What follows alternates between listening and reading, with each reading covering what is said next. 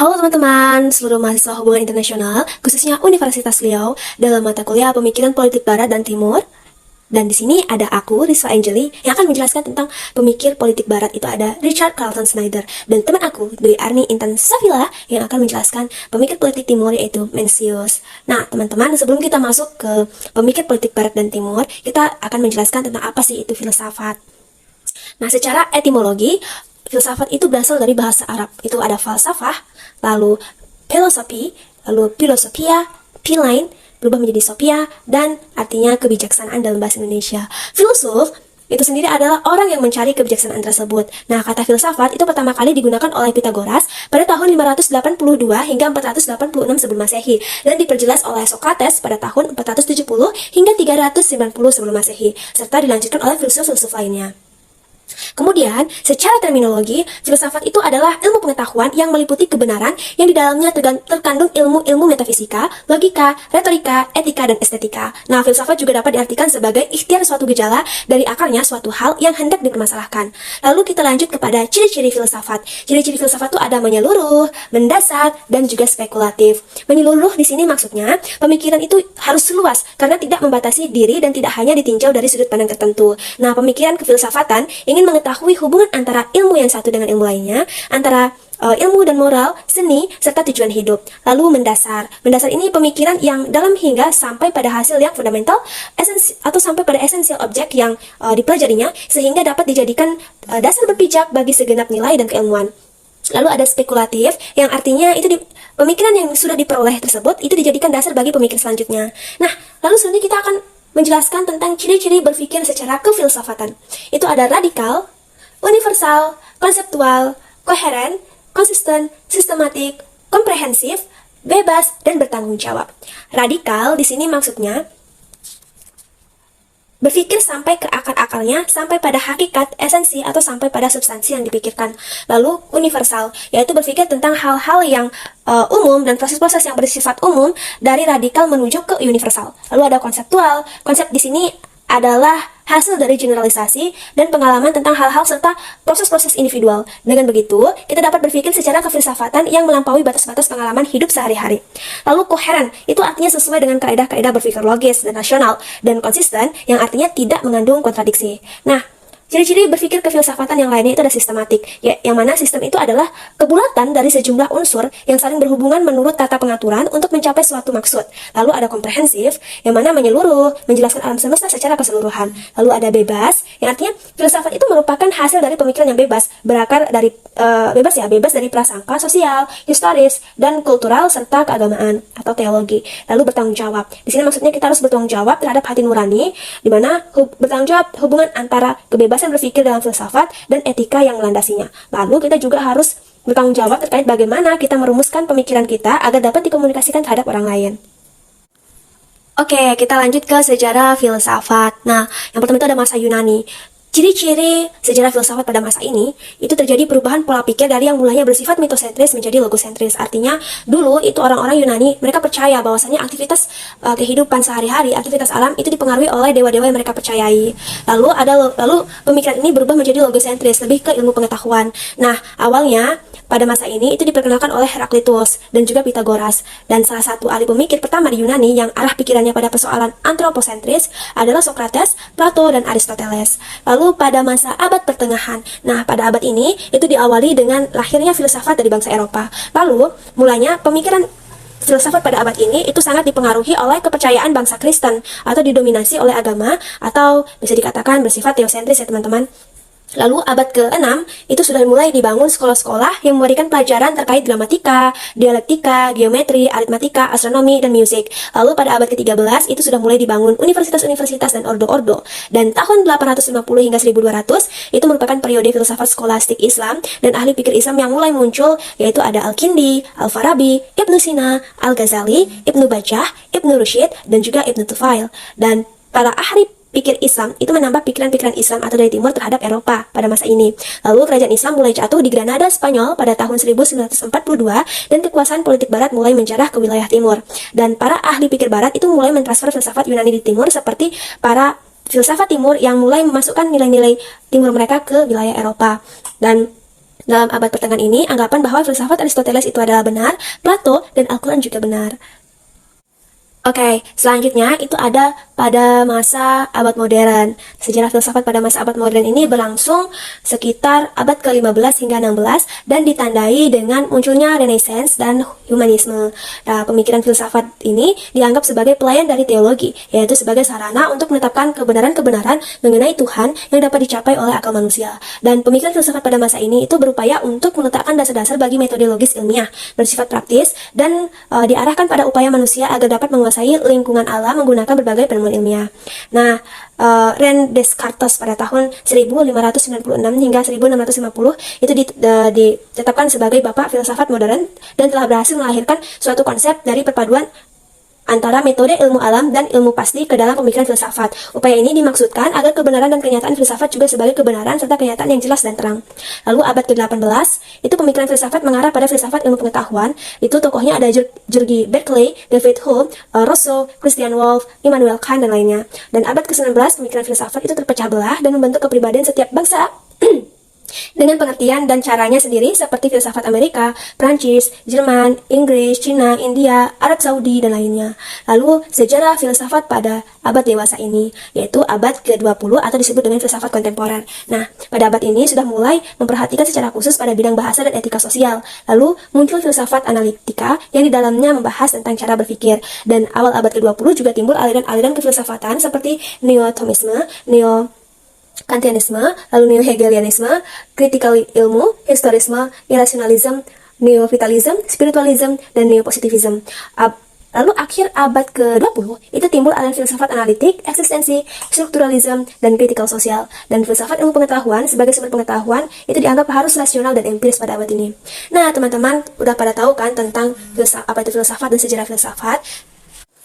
Kita masuk ke Richard Carlton Schneider yang aku bilang tadi, itu merupakan sosok pemikir politik dari Barat. Nah, aku mau kasih tahu nih buat teman-teman, buat pengetahuan kalian semua terkait biodata Schneider. Jadi, nama lengkap dari Schneider itu sendiri adalah Richard Carlton Schneider. Dia lahir di Amerika Serikat pada tanggal 21 Agustus 1916. Nah, beliau wafat pada 9 Desember 1997. Riwayat studi beliau itu S1 dan S2. Beliau melanjutkan perkuliahan di Union College pada tahun 1937 dan beliau S3 dengan gelar doktoral di Universitas Columbia pada tahun 1945. Pekerjaan beliau itu yang pertama, beliau pernah menjadi bagian dari Council on Foreign Relations, lalu dosen ilmu politik pada tahun 1946 hingga 1955 di Universitas Princeton. Beliau juga merupakan ketua Departemen Ilmu Politik pada tahun 1965 hingga 1970 di Universitas Northwestern dan dekan serta dosen administrasi dan ilmu politik juga di Universitas California dan memimpin panel ilmu politik di California Social Science Study Commission dan merupakan presiden International Studies Association pada tahun 1971 hingga 1972. Juga terakhir beliau merupakan direktur dari Marshall Center di Ohio State University. Nah, karya populer beliau itu ada The Most Favored Nation Clause, American Foreign Policy, Laws of Political Behavior, lalu Decision Making as an Approach to the Study of International Politics, dan lainnya. Beliau lahir dari seorang ayah yang merupakan pengacara, yaitu John Weston Schneider, dan ibu beliau bernama Mary Louise Carlton, yaitu seorang guru bahasa Inggris. Dan udah tahu kan biodata beliau, selanjutnya kita akan mengetahui tentang siapakah Richard Carlton Schneider yang sebenarnya. Halo seluruh teman-teman mahasiswa hubungan internasional dalam mata kuliah pemikiran politik barat dan timur. Nah, kemarin aku udah jelasin nih tentang sejarah filsafat, terus ciri-ciri filsafat dan ciri-ciri orang yang berfilsafat itu seperti apa. Sejarah dari masa Yunani sampai era dewasa ini. Dan aku juga udah menawarkan satu tokoh pemikir politik barat dari Amerika Serikat, yaitu Richard Carlton Schneider. Aku kemarin juga udah jelasin tentang biografi beliau, dan sekarang aku mau jelasin karakter beliau nih, dan juga karya beliau serta pemikir-pemikirannya yang kita pakai saat sekarang ini. Dari beberapa tinjau literatur yang aku dapat, dijelaskan bahwa beliau itu merupakan seorang tokoh termuka dari Amerika Serikat yang berkontribusi terhadap revolusi ilmu politik pasca Perang Dunia II. Beliau juga merupakan seorang tokoh yang tegas, kuat, intelektual, dan beliau merupakan orang yang suka membaca buku, lalu mengkomparasikan buku-buku dari berbagai studi ilmu pengetahuan, gitu kan, dari berbagai disiplin ilmu seperti psikologi, psikiatri, antropolog, ekonomi, hukum, dan lain sebagainya. Snyder ini memiliki sifat atau karakter yang sangat menjunjung tinggi kesetaraan. Beliau memperlakukan semua orang dengan cara yang setara dalam mencari kebenaran dan pemahaman ilmu pengetahuan sebagai salah satu cara untuk dia juga mendalami dunia, mendekati dunia dengan kerendahan hati yang mendasar dan keterbukaan yang tulus terhadap ide dan perspektif orang lain, bahkan meskipun dia punya pandangan yang lebih kuat gitu. Dan ini seharusnya jadi teladan juga bagi kita seluruh sarjana hubungan internasional ya. Salah satu untuk menambah wawasan kita, mendekatkan diri dengan dunia itu adalah dengan mendengarkan orang lain, terus mendengarkan wawasan yang dimiliki orang lain sebagai salah satu pengetahuan juga buat kita gitu, menambah wawasan buat kita juga gitu. Lalu kita juga kalau mau jadi seperti beliau, hendaknya kita banyak baca buku ya, terus juga banyak meneliti, menganalisis fenomena dunia gitu yang ada.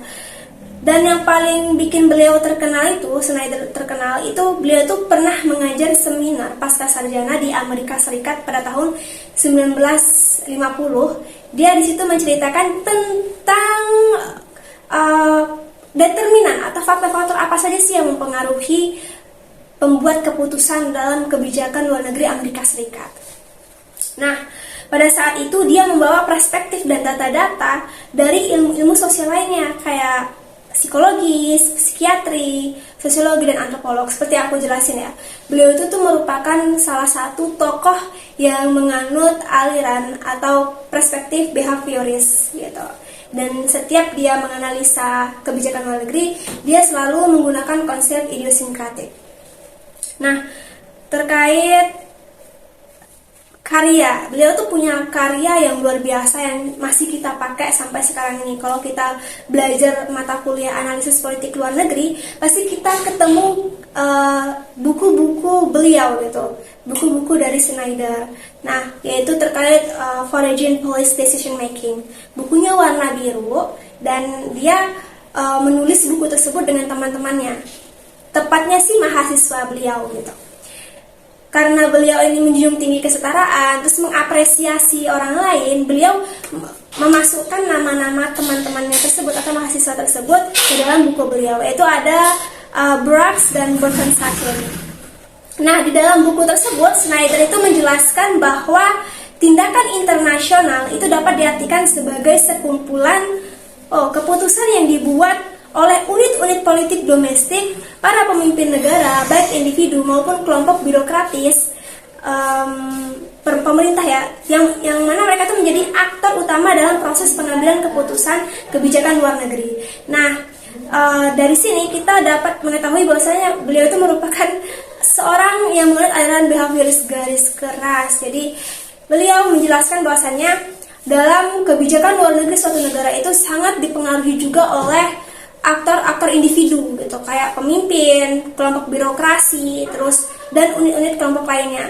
Para penstudi Amerika saat itu menjelaskan bahwasanya daripada kita meneliti atau menganalisis kebijakan luar negeri Amerika Serikat, lebih baik kita melihat bagaimana kelompok anggota birokratis seperti kelompok dari Angkatan Darat, Angkatan Laut, Angkatan Udara yang saling bersaing satu sama lain untuk mempengaruhi kebijakan pemerintah Amerika Serikat, untuk mempengaruhi Presiden Amerika Serikat dalam memutuskan kebijakan luar negeri negaranya.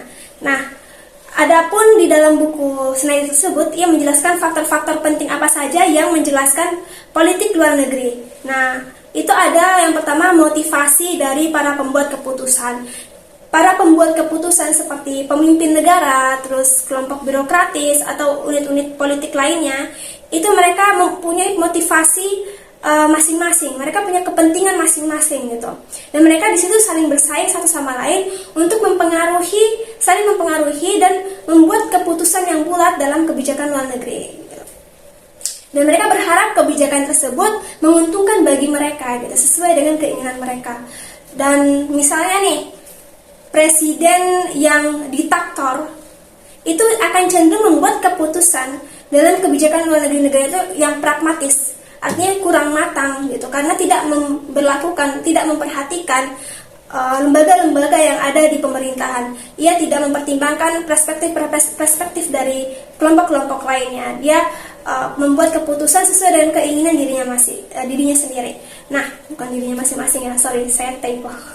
Dan kita melihat kepada pemimpinnya demokrasi. Nah, kalau pemimpin yang diktator tadi cenderung pragmatis, kalau yang demokrasi ini dia cenderung memperhatikan prinsip checks and balance gitu, karena dia juga mempertimbangkan pemikiran-pemikiran dari kelompok birokratik gitu, dan juga kelompok-kelompok lainnya seperti partai politik, kelompok masyarakat dan lain sebagainya. Lalu di sini juga Snyder menjelaskan bahwasanya arus informasi yang ada di antara kelompok-kelompok birokratik gitu kan, kelompok-kelompok pemerintah itu tuh sangat mempengaruhi kebijakan arah dan model kebijakan luar negeri negara mereka. Dan selanjutnya tidak hanya itu, faktor eksternal itu juga sangat mempengaruhi. Misalnya kalau negara yang berada di dalam sistem internasional balance of power itu sangat berbeda dengan negara yang ada di dalam sistem internasional unipolar. Nah, itu sangat berbeda sekali. Kayak misalnya Indonesia nih. Indonesia membuat sistem untuk menanggapi atau merespon sistem internasional balance of power dalam dua kekuasaan besar yaitu Amerika Serikat dan China. Indonesia itu membuat kebijakan luar negeri negaranya dengan politik bebas aktif. Nah, mungkin teman-teman nanti bakal bisa share sendiri di Google atau mencari informasi selanjutnya mengenai politik bebas aktif tersebut. Lalu keadaan dan situasi untuk mengambil keputusan itu juga sangat mempengaruhi model dan arah kebijakan luar negeri suatu negara. Misalnya pemimpin yang lagi dalam keadaan marah itu akan berbeda dengan pemimpin yang lagi dalam keadaan senang atau bergembira gitu dalam membuat keputusan luar negeri gitu. Pemimpin yang lagi ada masalah keluarga itu cenderung membuat keputusan yang kurang rasional gitu. Jadi di sini Snyder tuh lebih berfokus pada konsep idiosinkratik. Jadi apa sih konsep idiosinkratik itu? Konsep idiosinkratik itu merupakan sebuah nilai atau pandangan politik maupun tingkat intelektualitas yang secara bersama-sama itu membentuk persepsi individu dalam memandang dunia. Dan dalam konteks penyusunan kebijakan luar negeri, konsep ini digunakan untuk menjelaskan bahwa kebijakan luar negeri itu ditetapkan oleh satu individu dan yang ditetapkan oleh satu individu itu dapat berbeda dengan individu yang lain, baik itu dari segi intelektual karena adanya perbedaan intelektualitas mereka atau perbedaan pandangan politik dan nilai yang mereka anut gitu. Jadi dia sangat menekankan konsep idiosinkratik. Mungkin teman-teman kalau mau menganalisis kebijakan luar negeri suatu negara, kalian bisa menganalisa itu secara psikologi psikiatri dari aktor-aktor internal, mohon maaf ya, aktor-aktor internal. Misalnya kalian bisa menganalisis kenapa sih Barack Obama, kenapa sih Donald Trump membuat kebijakan seperti ini gitu kan, bisa menganalisis tersebut, menganalisis level analisis individu, yaitu menganalisis presidennya gitu, bukan menganalisa negara-negara lain, perilaku negara lain sehingga kok kita membuat kebijakan seperti ini, bukan, tapi kita lebih menekankan pada kondisi pemimpin kita gitu. Atau kelompok birokratik mungkin bisa, kelompok masyarakat juga bisa, dan lain sebagainya. Mungkin sekian sih dari aku terkait Richard Snyder gitu. Dan selanjutnya itu ada pemikiran dari timur nih yang akan kita tawarkan, yaitu Mencius yang merupakan tokoh pemikir timur dari Tiongkok pada abad Cina kuno atau Tiongkok kuno. Mungkin dalam pemikiran politik timur ini akan disampaikan oleh teman saya Dwi Arni Intan Safila. Terima kasih. Assalamualaikum warahmatullahi wabarakatuh. Baik, slide selanjutnya tentang pemikiran Mencius. Mencius berkontribusi terhadap filsafat dan perkembangan pemerintah pada masanya dengan gagasan yang terkenal adalah pada dasarnya sifat manusia adalah baik. Mencius mengambil contoh tentang moral-moral manusia yang pada dasarnya sifat manusia baik dan tidak jahat. Itu yang selalu dipegang teguh pada ajaran pemikiran Mencius.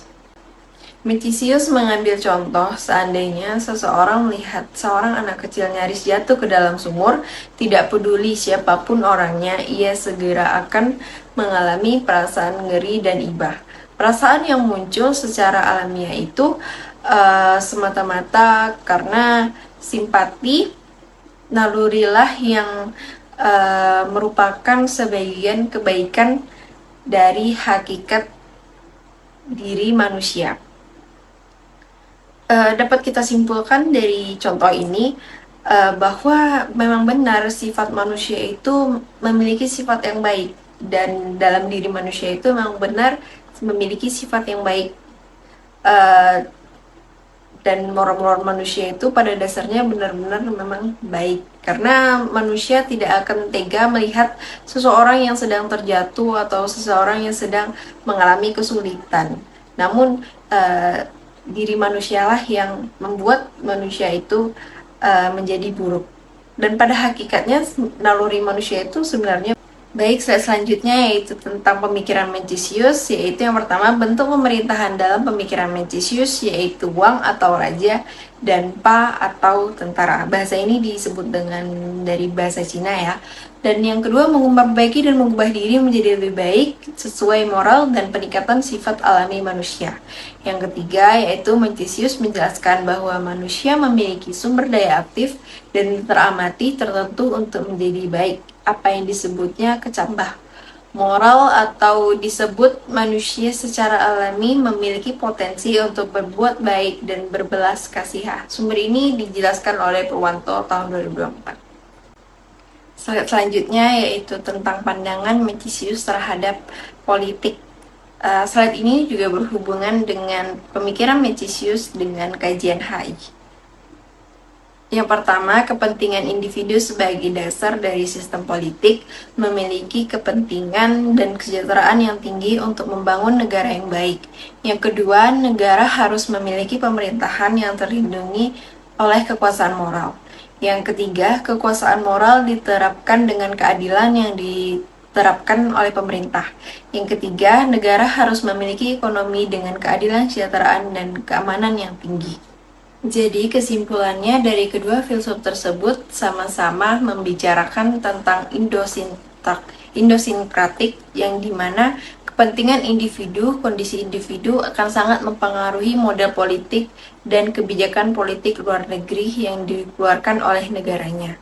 Dapat dikatakan bahwa pemikiran Sinder terkait behaviores sudah ada sejak abad kuno oleh Mencisius. Baik, selanjutnya yaitu tentang pemikir filsuf timur, yaitu tentang Mencisius. Nama kata lain dari Mencisius yaitu Menzi atau mastermind. Tempat tinggal Mencisius berasal dari Zou atau Semenanjung Sadong, dan masa hidup Mencisius sekitaran pada tahun 129 sampai 249 sebelum Masehi atau 371 sampai 372 sebelum Masehi. Masa hidup ini tidak relevan karena menjadi pertanyaan besar oleh para ahli, karena tidak ada data-data menyebutkan bahwa Mencisius lahir ataupun Mencisius wafat. Karya yang paling populer yang dibuat oleh Mencisius di dalam bukunya yaitu berjudul tentang The Works of Mencisius, yaitu di dalamnya tentang pemikir-pemikir yang diajarkan oleh Mencisius, dan yang kedua The Collected Works of Mencisius. Di dalamnya itu tentang pemikir-pemikir Mencisius yang bersumber pada ajaran-ajaran Konfusius.